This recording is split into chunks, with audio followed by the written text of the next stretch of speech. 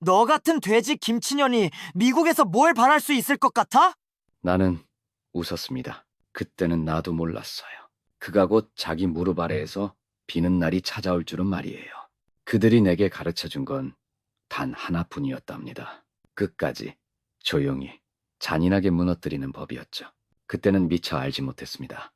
모든 것이 이미 시작되고 있었다는 것을. 나는 복도의 벽에 등을 기대고 조용히 숨을 죽였습니다. 교실 문 앞까지 겨우 몇 걸음이지만 그 짧은 거리가 왜 이리 멀게 느껴지는지요. 아니, 무섭다기보다는 진력이 낮다고 해야 맞겠어요. 어차피 오늘도 똑같을 테니까요. 복도 끝에서 인기 있는 아이들 무리가 키득거리는 소리가 울렸습니다. 엘리, 금발의 작은 얼굴, 비싼 가방까지 들고 다니는 교내 킹카라 불리는 아이였죠. 나는 그 무리 옆을 조용히 지나가려 했지만 역시나 일이 벌어졌습니다. 어머, 김치 돼지가 나타났네. 키득거림이 이어졌고 그중 한 명이 지나가며 내 어깨를 일부러 툭 쳤습니다. 나는 아무 말 없이 복도 끝으로 몸을 돌렸어요. 시선 이동에 꽂힙니다. 엉덩이, 팔뚝, 늘어진 살, 그리고 번진 화장까지. 그 아이들은 내가 부끄러워하는 것들을 끝없이 즐겼습니다. 누가 저 애한테 여기 미국이라고 좀 알려줘. 뚱뚱한 아시아인은 이제 웃기지도 않아. 순간 내 뒷머리가 스치는 느낌이 들었어요. 누군가 일부러 머리를 툭 친 거죠. 뒤돌아보면 지는 거라고. 나는 애써 고개를 숙였습니다. 문득 맡아지는 냄새. 김치 냄새? 아니요. 땀과 피곤함, 그리고 이름 모를 병 때문일 겁니다. 이유야. 어찌됐든 애들에겐 관심 없는 이야기죠. 표적이면 그걸로 충분하니까요. 자리로 가는 동안 누군가 의자를 밀어냈습니다. 넘어지진 않았지만 엉거주춤 자리에 앉았고 주변에선 또 웃음이 터졌습니다. 조심해, 뚱뚱아. 여기 의자는 한국산이 아니거든. 이든 미식 축구부 주장에 잘생겼다는 소리를 듣는 아이. 하지만 그의 농담은 늘 저급했어요. 그가 웃으면 주변도 따라 웃었죠. 나는 고개를 숙인 채 책가방을 뒤적였습니다. 교과서가 또 사라졌더군요. 변기 속 쓰레기통 아니면 그냥 어디 숨겼겠죠. 늘 그랬으니까요. 얘 만화책 읽는 거 아냐? 한국 뚱뚱이 만화 같은 거? 나는 못 들은 척 창밖을 바라봤습니다. 학교 운동장 너머 고요하고 푸른 바다가 보였어요. 그 바다 건너 어딘가에서는 누군가 나를 사랑해줬을지도 모르죠. 내 책상 위 검은 펜으로 적힌 문장이 또렷했습니다. Go back to Korea, Fatty. 나는 천천히 그 글자를 손끝으로 쓸어내렸습니다. 오늘도 변한 건 없었어요. 점심시간이었어요. 저는 언제나처럼 급식실 구석에 자리를 잡았습니다. 휴게실에서 가장 외진 곳에 덩그러니 놓인 작은 테이블이 있었죠. 아이들은 그 자리만큼은 애써 피하곤 했답니다. 왜일까요? 김치 냄새 나는 돼지 옆에서 밥을 먹고 싶어하는 미국인은 없으니까요. 저는 플라스틱 트레이 위 음식들을 천천히 뜯어 먹었습니다. 메마른 햄버거 번, 질긴 닭고기, 마요네즈가 흘러내린 샐러드뿐이었지만 입맛조차 없었답니다. 씹는 저를 향해 누군가의 시선이 밝혀오는 게 느껴졌어요. 그래도 고개는 들지 않았습니다. 그렇다고 방해받지 않을 운명은 아니었죠. 찰칵 날카로운 셔터음이 급식실에 튀어올랐거든요. 누군가는 몰래 제 사진을 찍고 있었습니다. 고개를 들어보니 이미 고개를 숙이고 킥킥대는 백인 여자애 둘이 시야에 들어왔어요. 이번엔 이렇게 캡션 달자. 돼지가 혼자 구석에서 처먹는다. 예술이지. 다른 아이들의 웃음이 터져나왔고 그 속엔 애단의 굵은 웃음도 섞여 있었어요. 처먹는 게 뭐냐? 김치찌개 맛동 아니냐? 그들은 제 급식이 누가 봐도 미국식임에도 비웃음을 터뜨렸습니다. 이유 따위는 중요하지 않았어요. 저는 천천히 트레이를 밀어놓고 자리에서 일어섰습니다. 제가 일어나는 순간 또 한 차례 웃음이 폭발했지요. 고개를 숙인 채 급식실을 빠져나왔고 화장실로 도망치듯 걸음을 재촉했습니다. 여자 탈의실은 마침 비어 있었어요. 저는 안쪽 벤치에 주저앉아 두 무릎을 끌어안았습니다. 운동복에 밴 땀 냄새가 다시 코를 찔렀고 제 체온이며 존재 자체가 혐오스럽게 느껴졌습니다. 내가 한국인이라서, 내가 못생겨서, 내가 뚱뚱해서. 속으로만 되뇌며 그들이 말하는 대로라면 정말로 제가 존재 자체로 혐오스러운 사람인 건지 의심이 들었어요. 아니면 다수 속에 섞이지 못한 약자라는 이유로 당하는 건지 답은 끝내 나오지 않았습니다. 스스로를 변명할 힘마저 서서히 사라져가는 듯했죠. 결국 마지막 희망처럼 보건실 문을 두드렸습니다. 머리도 심장도 온몸이 아팠거든요. 또야?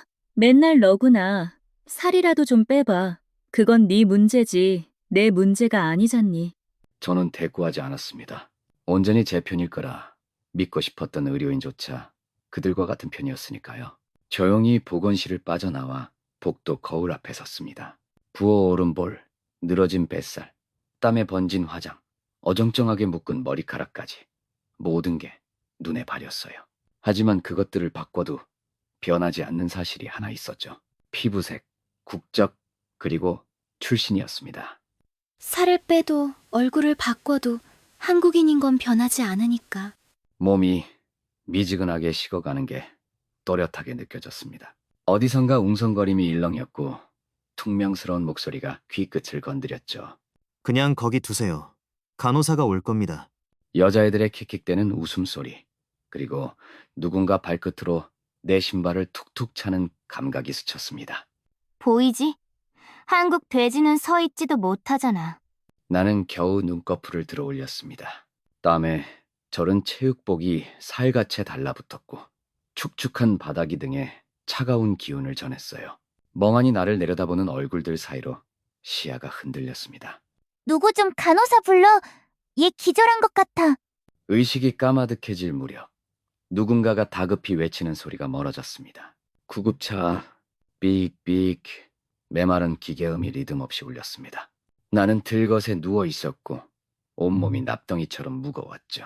마스크를 쓴 구급대원이 내 팔에 바늘을 꽂을 때 식은땀이 등줄기를 흘렀습니다. 탈수, 열사병. 아마 비만 때문이겠네요. 비만, 그 한마디에 눈꺼풀이 무겁게 감겼습니다. 그들은 이미 나를 하나의 문제 덩어리로 규정하고 있었어요. 병이 아니라 내 탓이란 듯이 응급실, 침대에 옮겨진 뒤 나는 간호사가 오기만을 멍하니 기다렸습니다. 머리가 지끈거리고 목은 갈라졌으며 팔다리는 부어올라 구역질이 치밀었죠. 누군가가 내 팔뚝을 만지며 낮게 중얼거렸습니다. 혈압이 너무 높아요. BMI가 35가 넘네요. 전형적이죠. 나는 조용히 눈을 감았습니다. 입술 사이로 한국어가 새어나왔습니다. 죄송합니다. 무슨 잘못인지조차 모르겠는데 그저 미안하다는 말만 흘러나왔어요. 몸이, 얼굴이, 체형이 한국인인 것이 죄처럼 느껴졌습니다.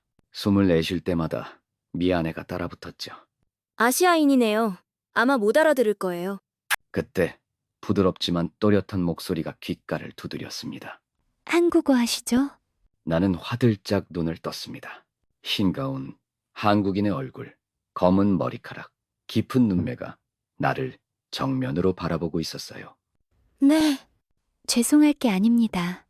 이건 네 잘못 아니야. 그 말을 듣는 순간 참았던 눈물이 조용히 흘러내렸습니다. 나는 숨을 삼키듯 울음을 삼켰고 마음 깊은 곳의 매듭이 살짝 느슨해졌습니다.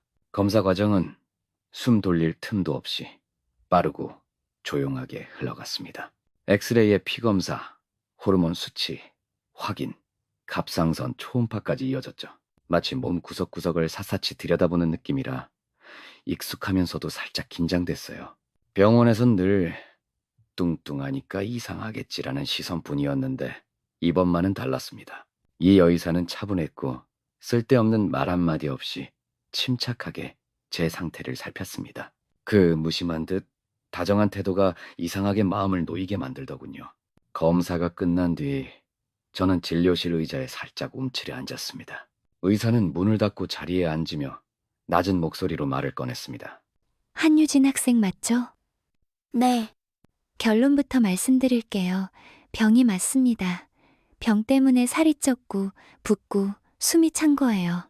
그 말을 곧바로 믿기는 쉽지 않았습니다. 하지만 그녀가 컴퓨터 모니터를 제 쪽으로 돌려 보여주었죠.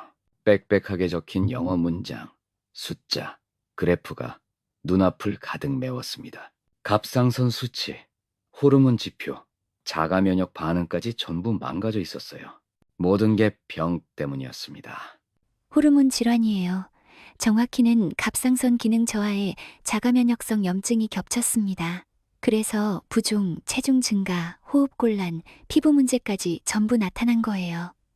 살을 빼도 소용이 없었던 거군요. 당연하죠. 당신 잘못 아니에요. 몸이 힘든 거지. 의지가 약한 게 아닙니다.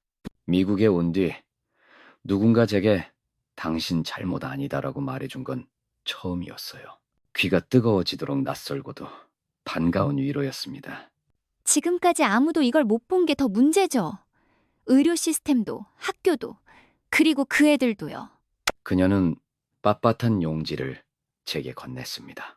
치료 일정과 약 복용, 식단, 운동 방법까지 빼곡히 적힌 계획표였어요.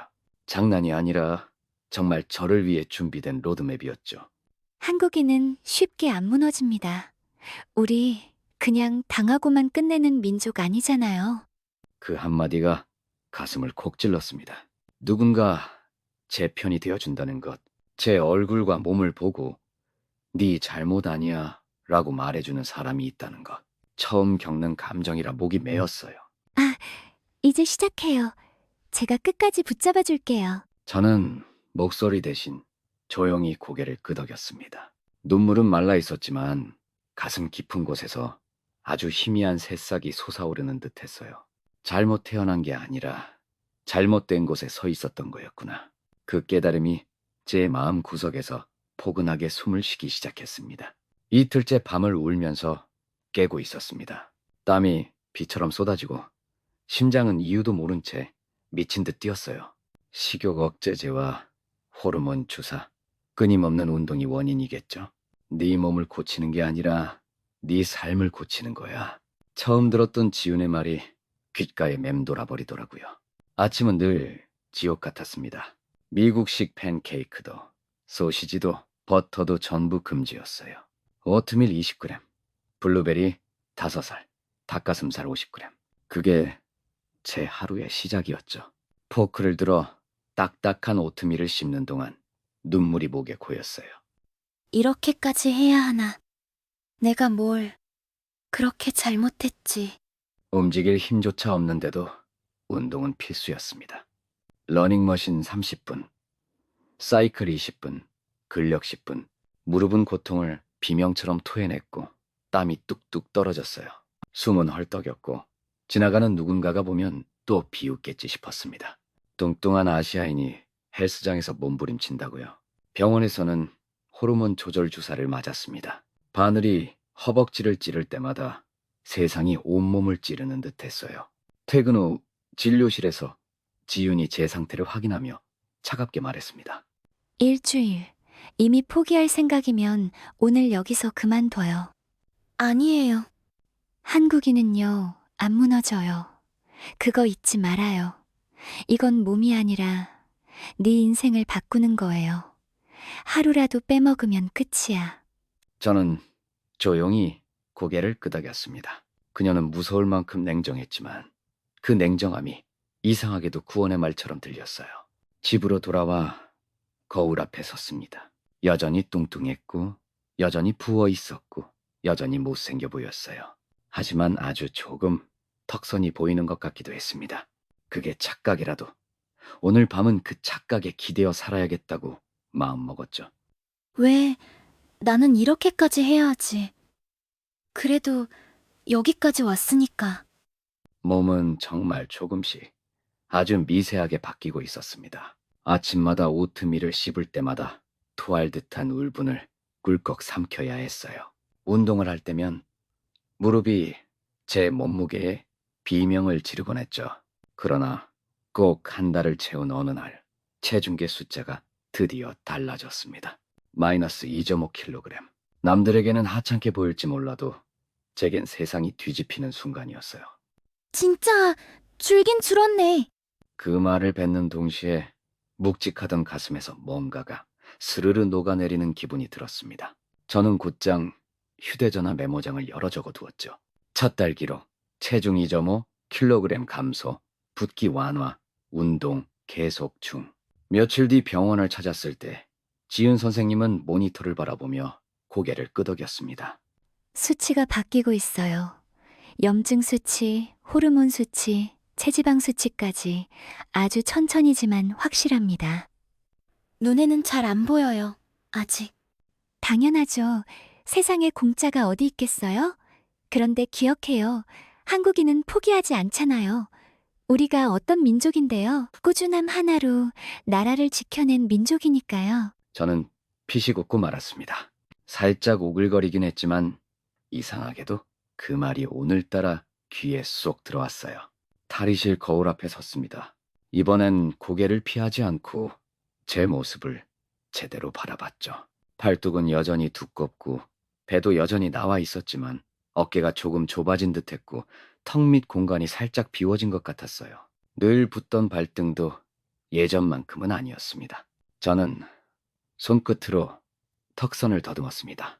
아주 희미하게나마 뼈가 느껴졌죠. 머리가 아니라 손끝으로 확인되는 변화라니 참 신기했어요. 처음으로 그 거울 앞에서 저 자신에게 미소를 지었습니다. 아주 천천히 나는 내가 되고 있었어. 복도에 울려 퍼지는 운동화 소리가 전보다 훨씬 가벼워졌어요. 제 다리는 조금씩 가늘어졌고 얼굴 붓기도 쏙 빠졌습니다. 거울 속 저는 확실히 달라지고 있었죠. 하지만 그건 그 아이들에겐 전혀 의미 없는 변화였답니다. 엘리와 그 아이들은 여전히 복도 구석에서 저를 향해 키득거렸어요. 그 애들의 시선은 여전히 저를 비하의 대상으로 못 박아두고 있었죠. 세상에, 돼지가 노력은 하네? 정상인 옷에 몸 우겨넣고 다니는 것 좀 봐. 그 말에 다른 아이들이 피식 웃음을 터뜨렸습니다. 저는 고개를 숙이지 않았습니다. 그저 무표정으로 발걸음을 옮겼죠.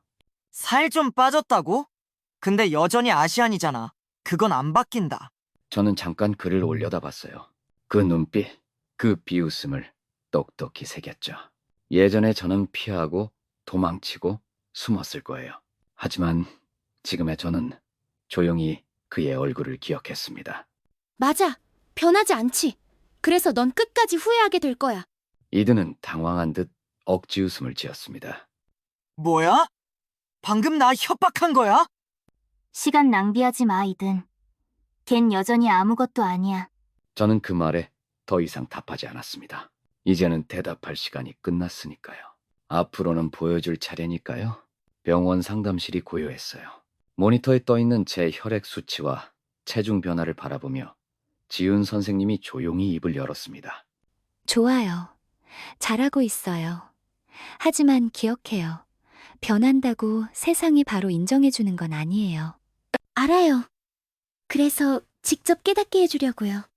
그렇지. 넌 네 안에 이미 답을 가지고 있어요. 이제 행동만 남았어요. 저는 잔잔히 고개를 끄덕였습니다. 이제부터는 말이 아닌 증명이 필요하니까요. 이제는 너의 방식으로 끝내주겠다.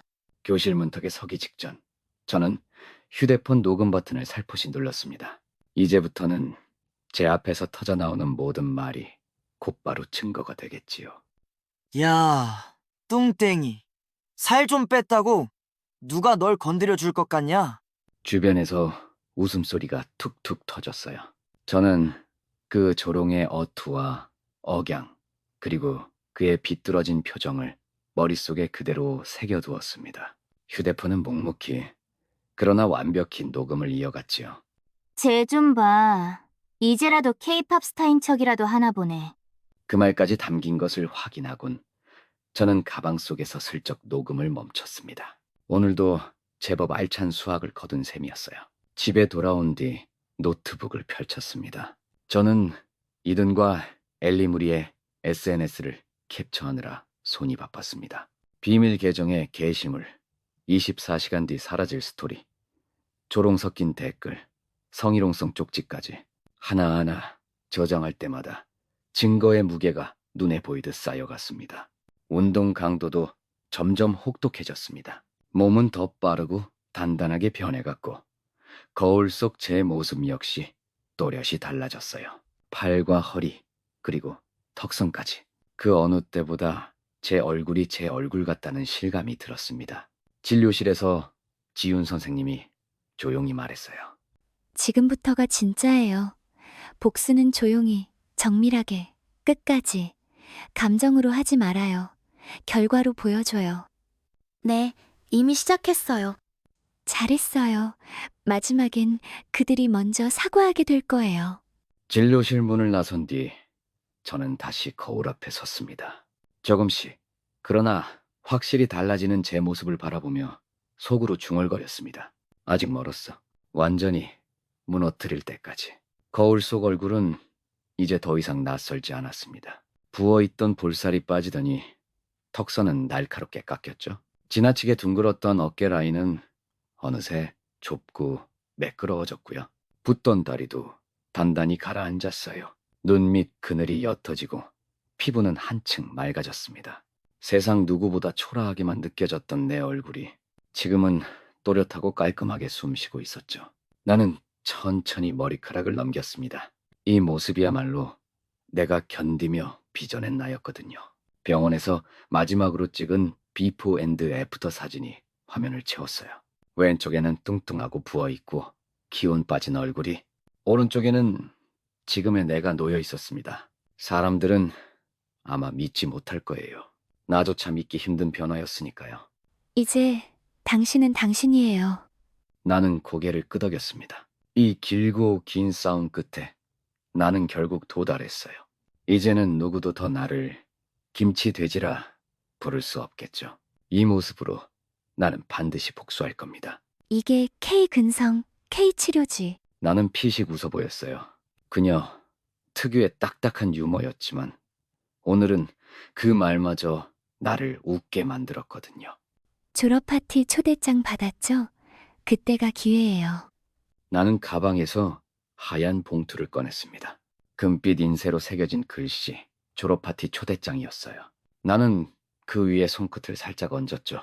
이제 시작이지. 거울 속 내가 미소 지었습니다. 그 웃음엔 더 이상 과거가 없었어요. 오로지 앞으로 부숴버릴 것들만 남아있을 뿐이었습니다. 학교 정문에 발을 들여놓는 순간 저는 알았어요. 사람들의 시선이 이전과는 전혀 다르다는 걸 느꼈습니다. 수군거림이 퍼졌고 속삭임이 이어졌죠. 몇몇은 놀란 얼굴로 저를 바라봤어요. 하지만 누구도 대놓고 제 이름을 부르진 않았습니다. 아무도 제가 누군지 알아채지 못한 겁니다. 저는 천천히 교문을 지나 복도를 걸어갔어요. 느릿하게, 그러나 당당하게 발걸음을 옮겼습니다. 오늘은 그 어떤 조롱도 비웃음도 제게 닿지 못하겠다는 확신이 들었죠. 왜냐하면 그들은 아직 제가 누군지 모르니까요. 복도 끝에 엘리 무리가 모여 있었습니다. 엘리는 제가 지나가는 걸 슬쩍 훑어봤어요. 그리고 작게 속삭였죠. 전학생이야? 이렇게 늦게 전학 오는 애가 있었나? 그 옆 친구가 피식 웃으며 말을 보탰습니다. 예쁘긴 하네. 한국 인플루언서 느낌? 저는 그 말에 아무 반응도 없이 걸음을 이어갔어요. 엘리의 시선이 제 뒤통수에 밝히는 게 느껴졌습니다. 천천히 교실 문을 열었죠.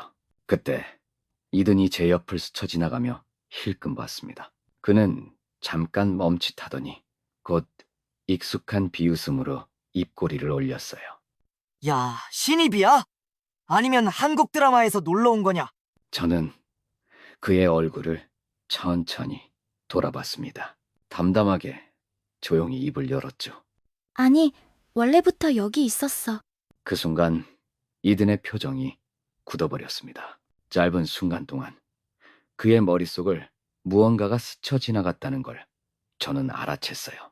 이든은 어색하게 웃으며 친구들 쪽으로 물러났지만 더 이상 웃지 못했습니다. 엘리 역시 한 박자 늦게 저를 바라봤어요. 조금은 의심스럽고 조금은 당황한 얼굴로 말이죠. 저는 천천히 교실 안으로 걸어 들어갔습니다. 누구도 제게 어디에 앉으라고 말하지 못했어요. 왜냐하면 저는 여전히 제자리에 앉고 있었으니까요. 이제 내가 사냥하는 쪽이다. 드레스는 매끈하게 떨어지는 세틴 소재의 블랙 슬립 드레스였습니다. 어깨선은 가늘고 고닫고 쇄골은 부드럽게 빛났어요. 머리는 말끔히 묶었고 절제된 음영 메이크업이 얼굴선을 또렷하게 살려주었죠. 저는 거울 속의 저를 한참이나 바라봤습니다. 누구도 예전의 저를 떠올릴 수 없을 얼굴이더라고요. 오늘 너는 사냥꾼이다. 눈으로, 말로 끝내라. 저는 고개를 조용히 끄덕였습니다. 그녀의 손끝이 제 어깨를 가볍게 스치고 지나갔어요. 누가 뭐래도 넌 한국인이다. 절대 물러서지 마. 저는 마지막으로 립스틱을 꺼내 입술선을 정리했습니다. 거울 속의 입술이 차갑게 그리고 날카롭게 웃더군요. 행사장은 도심 한가운데 자리 잡은 고급 호텔이었습니다. 크리스털 샹들리에 아래 레드카펫이 깔린 로비를 지나자 사람들의 시선이 한꺼번에 몰려왔어요. 저는 오늘 초대받은 손님이었죠. 그저 초대받은 것에 그치지 않고 초대장이 필요 없는 사람처럼 걸어 보였습니다. 제 옆에는 알렉이 함께 있었어요. 흰색 셔츠에 블랙 슈트, 깔끔히 넘긴 머리까지 상류층 남학생의 전형적인 모습이더군요. 그가 저를 향해 미소 지었습니다. 준비됐어? 어느 때보다 더 준비됐지. 멀찍이 떨어진 곳에서 앨리스는 무리가 웅성거렸습니다.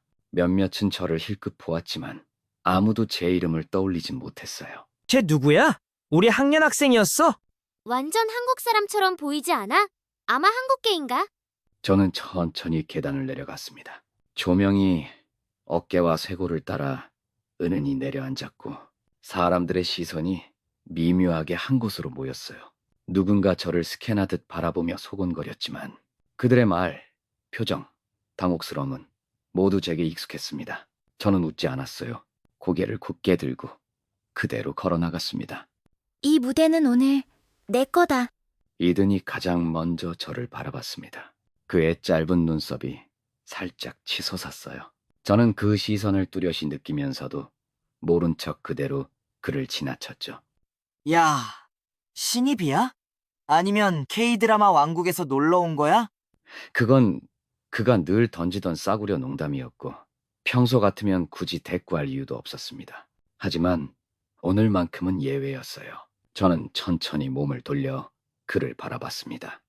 아니, 난 처음부터 여기 있었어. 그제야 이든은 눈을 가늘게 좁혔습니다. 입술 끝이 미세하게 떨리더니 뭔가 불길한 예감을 안 듯 저를 다시 훑어보더군요. 잠깐만, 설마! 너 바로 그때 엘리가 다가왔습니다. 그녀는 제 전신을 위아래로 스캔하듯 훑어봤어요. 눈에 띄게 불쾌한 표정과 감추지 못한 당황스러움이 한데 섞여 있었습니다. 장난이지? 그게 진짜 너야? 유진? 저는 미소 하나 없이 고개만 끄덕였습니다. 네가 그렇게 비웃던 그 한국인 맞아. 엘리의 얼굴에는 당황, 굴욕, 자괴, 그리고 불쾌감이 차례로 스쳐갔습니다. 주변 친구들의 속삭임이 귓가를 스쳤지요. 진짜? 저 애가 그 애였어? 어떻게 이렇게 달라질 수가 믿기지가 않아. 이든은 억지 웃음을 지었습니다. 네, 남친 운 좋네. 다이어트가 효과 있긴 하구나. 그 말에 옆에 서 있던 알렉이 낮고 또렷한 목소리로 받았어요. 다이어트 문제가 아니야. 그녀가 누군지 정확히 아는 게 중요하지. 이제 너희도 알겠지. 저는 조용히 시선을 돌렸습니다. 엘리의 입술이 바짝 말라 있었고 감정의 파문이 얼굴에 고스란히 떠올랐습니다. 걱정 마. 오늘 밤은 이제 시작이니까. 알렉은 제게 아주 작게 속삭였습니다. 넌 이미 이겼어. 저는 고개를 끄덕이며 천천히 홀 안으로 발걸음을 옮겼습니다.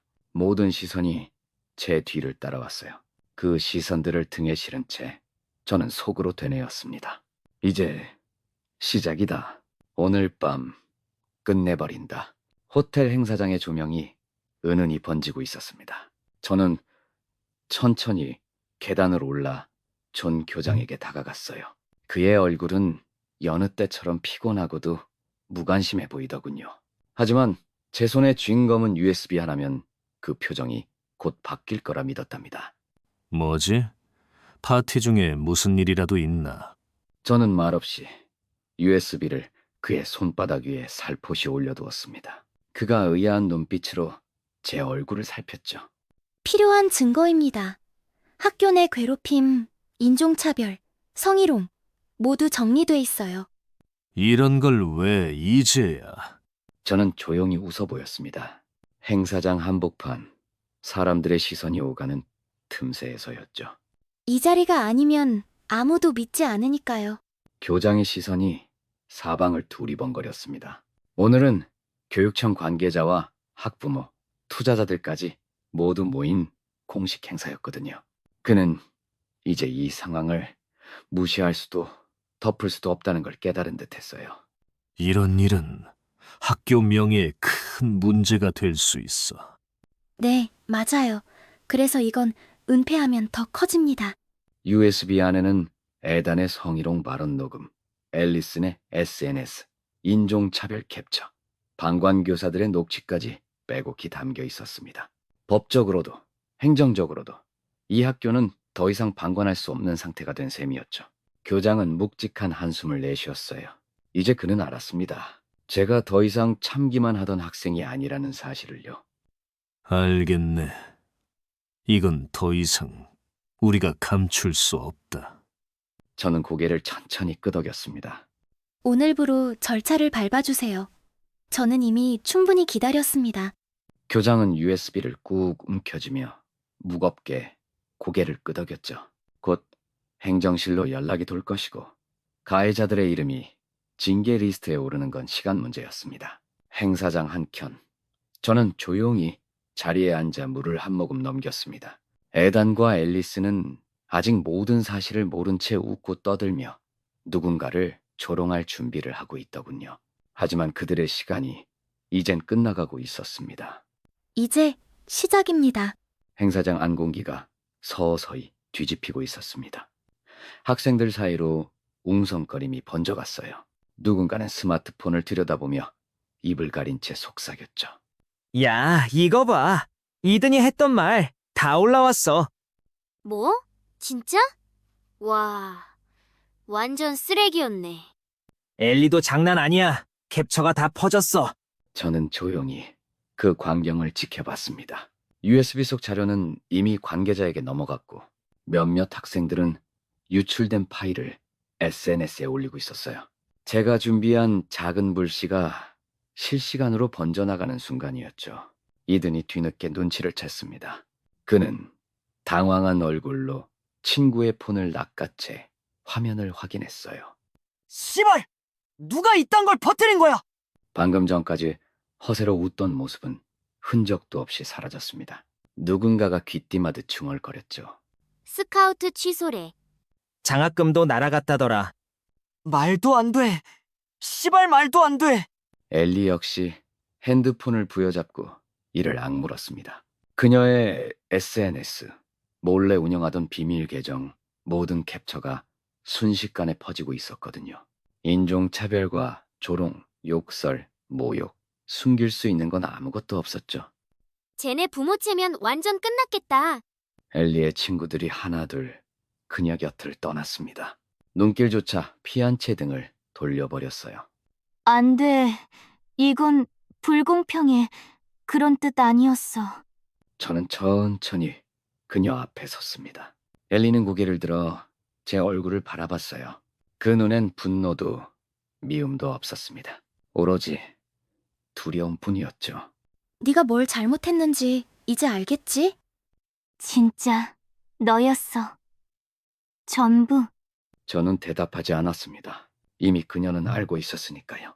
제가 모든 걸 준비해 왔다는 걸 말이에요. 이든은 날카롭게 이를 갈며 저를 노려봤습니다. 너, 개년, 네가 날 망쳤어. 저는 그에게 마지막으로 미소를 지어주었습니다. 아니, 네가 널 망친 거야. 이든은 아무 말도 못한 채 고개를 떨궜습니다. 엘리도 마찬가지였죠. 그들은 끝까지 스스로 뿌린 씨앗이 낳은 결과를 받아들이지 못했습니다. 저는 등을 돌려 걸어 나왔습니다. 모두가 그 뒷모습을 조용히 바라봤어요. 더 이상 조롱도 비웃음도 없었습니다. 남은 건 그들의 몰락뿐이었죠. 내가 아니라 너희가 사라져야 했던 거야. 교장실이었습니다. 익숙한 공간인데 오늘따라 공기가 묘하게 달랐어요. 저는 지훈 선생님과 나란히 앉아 있었죠. 책상 너머로 존 교장이 두 손을 모은 채 저를 바라보고 있었습니다. 그의 얼굴엔 진심인지 아닌지 가늠하기 어려운 피로와 후회가 깃들어 있었어요. 한유진 학생, 먼저 학교가 당신을 제대로 보호하지 못한 점 진심으로 사과하네. 그는 말을 고르다 힘겹게 고개를 숙였죠.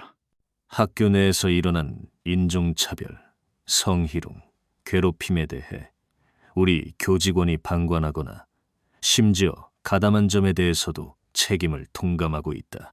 지훈 선생님은 팔짱을 낀 채 조용히 저를 바라보았습니다. 그녀의 표정은 담담했지만 이미 우리가 이긴 싸움이라는 확신이 엿보였어요. 관련된 보건교사는 이미 해임 절차에 들어갔고 이든 밀러는 학교 규정에 따라 퇴학 조치가 내려졌다. 앨리슨, 스캇은 사회봉사 처분과 향후 대학 추천서 발급 금지, 학교 내외 공식 경고 조치를 받게 된다. 저는 조용히 고개를 끄덕였습니다.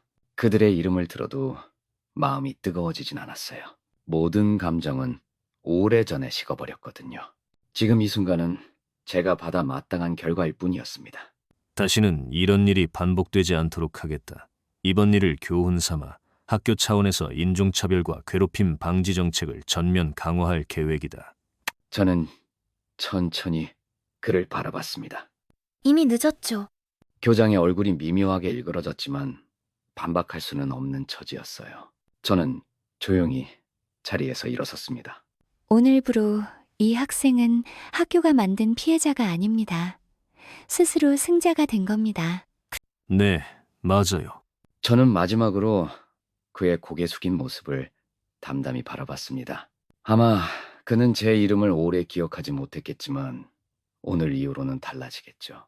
행사장 한가운데 공기는 이미 딱딱하게 굳어 있었습니다. 에단과 앨리슨의 얼굴에서는 당당함이 씻은 듯 사라졌죠.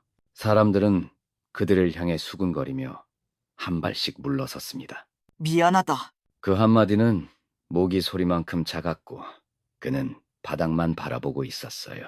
내가 고개를 살짝 기울이자 이드는 잔뜩 움츠린 채 입술을 달싹였죠. 제발 이제 그만해. 알겠어. 네가 이겼어. 나는 코끝으로 가벼운 웃음을 흘렸습니다. 너희가 시작했어. 그 말에 그는 더 이상 아무 소리도 내지 못했어요. 말이 끝나면 그걸로 모든 것이 정리된다는 걸 알았던 거겠죠. 앨리스는 한참을 머뭇거렸습니다. 주변 친구들은 이미 등을 돌렸고 부모들은 얼굴을 붉히며 그녀를 외면했어요.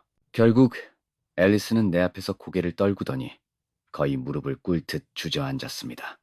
미안해. 네가 이렇게 될 줄은 몰랐어. 나는 천천히 그녀를 내려다보았습니다. 네가 잘못한 건 내가 변할 거라 예상 못한 게 아니야. 네가 잘못한 건 처음부터 날 사람 취급하지 않은 거야. 앨리슨의 입술이 파르르 떨렸지만 더는 대꾸할 힘도 자존심도 없었습니다. 나는 마지막으로 그녀에게 등을 돌렸어요. 멀리서 지윤이 조용히 미소 지었습니다. 더 할 말이 없다는 듯 모든 걸 끝낸 얼굴이었죠. 알렉도 고개를 끄덕이며 나를 바라보았습니다. 네가 옳았어라는 짧은 동의였어요. 나는 천천히 행사장을 벗어났습니다. 누군가의 시선이 따갑게 등에 꽂혔지만 끝내 뒤돌아보지 않았습니다. 이제 끝났다. 완벽하게. 행사장은 고요했습니다. 조금 전까지만 해도 웃음과 수다가 넘치던 파티장의 공기가 어느새 저를 향해 기울어 있더군요. 수많은 시선과 낮은 속삭임이 흘렀습니다. 이제는 숨을 곳이 아니라 당당히 설 무대가 제 앞에 놓여 있었어요. 모두가 무시할 수 없는 존재로서 저를 바라보고 있었죠. 진짜였어. 제가 그 애였대. 믿을 수가 없어. 어떻게 사람이 이렇게 바뀌지? 그냥 살만 뺀 게 아니야. 완전히 사람이 달라졌어. 누군가는 호흡을 삼키며 속삭였고 누군가는 경외하듯 눈을 떼지 못했습니다. 저는 고개를 들었어요. 더는 숙일 이유가 없었거든요. 여기까지 드디어 도착했으니까요. 상류층 학부모와 학교 관계자, 교육청 인사들이 슬쩍 다가와 말을 건넸습니다. 그들은 인종이 아닌 눈앞에 성공적인 변화에 관심을 두는 듯했죠. 말투 역시 이전과 달라져 있었습니다. 무시는커녕 의심도 찾아볼 수 없었어요. 정말 멋지군요. 진심으로 본받을 만한 학생이에요. 부모님도 자랑스러우시겠어요? 저는 가만히 미소만 지었습니다. 그들이 알아야 할 건 지금의 저를 만든 사람이 바로 저 자신이라는 사실 하나뿐이었거든요. 멀리서 앨리슨과 이든이 서 있는 모습이 보였습니다. 그들은 벽 뒤에 숨어든 사람처럼 초라해 보였어요. 아무도 그들에게 다가가지 않았습니다. 그들이 걸었던 길 끝에서 돌아온 건 결국 자신들 뿐이었죠. 알렉이 제 옆에 조용히 섰습니다. 그는 서두르지도 과하게 웃지도 않았어요. 그저 곁에 있다는 사실만으로 충분했죠. 이제 네 차례야. 모두가 듣게 해. 그 말에 저는 무대 위를 바라봤습니다. 사회자가 제 이름을 부르고 있었거든요. 졸업생 대표 한유진, 앞으로 나와주세요. 예상치 못한 순간이었지만 더는 두려울 이유가 없었습니다. 저는 천천히 발걸음을 옮겼어요. 모두의 시선이 제 뒤를 따랐습니다. 이 무대는 끝까지 내 거다. 무대 위였습니다. 내 두 손엔 원고도 메모도 없었어요. 마이크를 조심스레 들어올린 뒤 잔잔히 미소를 지어 보였습니다. 이 자리에 서기까지 쉽지 않았습니다. 행사장은 금세 고요해졌습니다. 모두가 숨을 죽이고 제 얼굴을 바라보고 있었죠. 그들은 떠올리고 있었어요. 예전에 제가 얼마나 구겨져 있었는지, 그리고 지금의 제가 어디까지 걸어왔는지를요. 저는 이 학교에서 많은 조롱을 받았습니다. 제 외모 때문에, 제 몸 때문에, 그리고 제가 한국인이기 때문에요. 몇몇 어른들은 머쓱한 듯 시선을 돌렸습니다. 학생들 역시 침을 삼키며 말없이 서 있었고요. 하지만 괜찮아요. 왜냐하면 지금 이 순간 당신들이 저를 비웃던 그 입으로 이제 저를 똑바로 보고 있으니까요. 저는 고개를 돌려 이든과 엘리가 웅크린 구석을 바라봤습니다. 두 사람은 시선을 떨군 채 한마디도 못했죠. 나는 한국인입니다. 우리는 이렇게 끝까지 버팁니다. 처음엔 숨소리만 맴돌았습니다. 어디선가 또박또박 박수 한 번이 울려 퍼졌고 이어 또 한 번 또 한 번. 손뼉 소리는 순식간에 커다란 파도처럼 행사장을 채웠어요. 저는 고개를 깊이 숙였습니다. 더 이상 과시할 필요도 설명할 이유도 없었으니까요. 엘리와 이든은 조용히 뒷문으로 빠져나갔습니다. 그들에게 인사하는 이는 아무도 없었습니다. 이제 그들은 더는 아무것도 아니었거든요. 알렉이 무대 위로 올라와 제 손을 살포시 잡았습니다. 네가 해냈어. 네 방식으로 끝냈잖아. 저는 말없이 끄덕였습니다. 더는 숨을 필요가 없었으니까요. 속으로 또렷이 새겼습니다. 나는 한국인이다. 오늘 우리가 이겼다. 호텔 옥상 위였습니다. 졸업식이 끝난 뒤 도시의 야경 아래 조용히 서 있었어요. 저는 지은 선생님을 기다리고 있었죠. 잠시 뒤 그녀가 모습을 드러냈습니다. 언제나처럼 차가운 표정 속에 숨겨둔 따뜻함이 살짝 비쳤어요. 끝냈네요. 깔끔하게. 저는 천천히 고개를 끄덕였답니다. 무너질 것만 같던 순간도 있었고 도망치고 싶었던 때도 있었거든요. 그럼에도 불구하고 저는 여기까지 걸어왔습니다. 끝난 게 맞아요. 그 애들도, 그 학교도 다 끝났어요. 지훈 선생님이 담담하게 미소 지었어요. 아니요. 끝난 게 아니라 이제부터 시작이에요. 넌 이겼고 이제부턴 네가 네 나라를 증명할 차례니까. 저는 그 말을 가만히 되새겼습니다. 예전 같았으면 눈물부터 흘렸겠죠. 하지만 지금의 저는 달랐어요. 이번 순간 저는 제 자신에게 자부심을 느꼈답니다. 이젠 뒤돌아보지 않아요. 지훈 선생님이 제 어깨를 가볍게 툭 치셨어요. 그 손길은 처음 만났던 날보다 훨씬 따뜻하게 다가왔습니다. 한국인은 쉽게 안 무너져요. 그걸 보여줬잖아요. 저는 작게 웃어 보였어요. 그리고 처음으로 선생님께 한국어 인사를 건넸답니다. 정말 고마웠습니다. 선생님 덕분에 여기까지 왔어요. 고생 많았어요. 앞으로는 스스로 더 멀리 가요. 도시의 불빛이 저 멀리서 반짝이고 있었어요. 이제 저는 더 이상 어둠 속에 머물 필요가 없었습니다. 새로운 길을 스스로 걸어갈 준비가 되어 있었거든요. 며칠 뒤 저는 새 학교 입학 서류를 들고 있었어요. 새로운 시작이라는 단어가 가슴 속에서 조용히 울렸습니다. 새로운 사람들, 새 공기, 새 기회까지 한꺼번에 밀려오더군요. 제가 창구에 서류를 내밀며 천천히 미소 지었답니다. 제 이름이 또렷하게 적힌 서류를 바라보며 속삭였죠. 다시는 아무도 제 이름을 함부로 부르지 못할 거라고 그렇게 다짐했어요. 환영합니다, 한유진 양. 함께하게 되어 기쁩니다. 저는 살짝 고개를 끄덕였습니다. 감사합니다.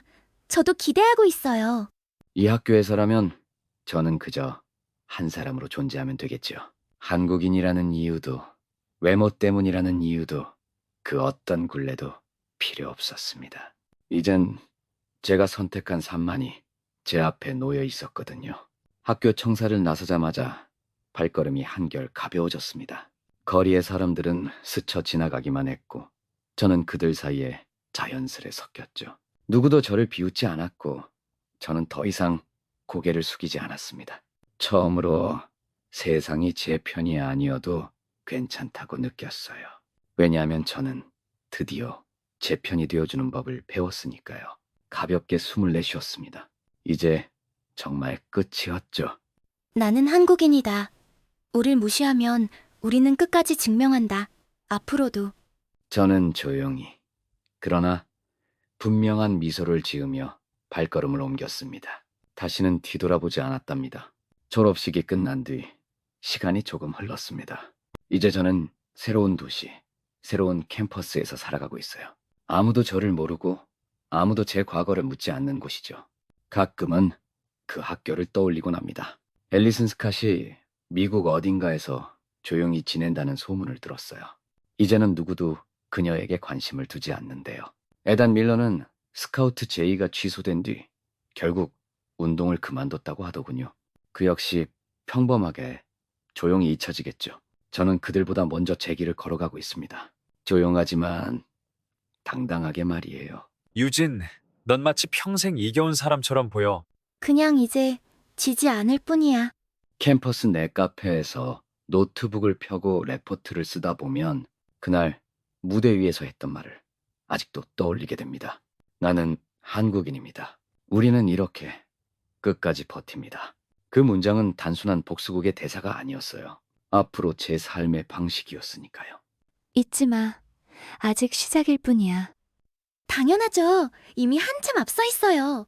어느 날 길을 걷다 이런 광고를 봤습니다. K뷰티, K정신, K끈기, 세계가 한국을 주목한다. 저는 그 문구 아래를 지나며 미소를 지었어요. 제가 바로 그 모든 것을 증명한 사람이니까요. 저는 잘 살고 있습니다. 그리고 앞으로도 더 잘 살아갈 거예요.